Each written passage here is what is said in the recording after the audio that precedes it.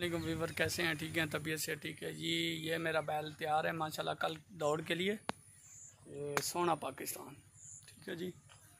माशाल्लाह हम कल जाएंगे जलसे पे, आपको पूरा जलसा लाइव दिखाएंगे, ठीक है।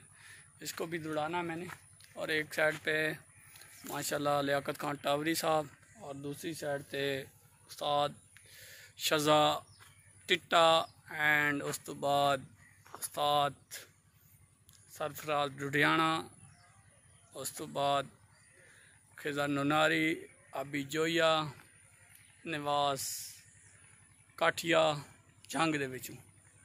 माशाल्लाह जी कल आपको दौड़ इंशाल्लाह इस टाइम शुरू हो जाएगी कल, तो आपको हम लाजमी दिखाएंगे, ठीक है जी।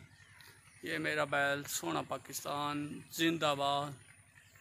माशाल्लाह जी मैं तैयार कर चुका हूँ इसको कल दौड़ के लिए, तो इंशाल्लाह आपको कल जलसा दिखाएंगे।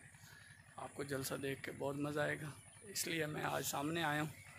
मैंने कहा चलें कुछ व्यूवर को आगाही कर दें, कल हमारा बहुत बड़ा जलसा है, ठीक है।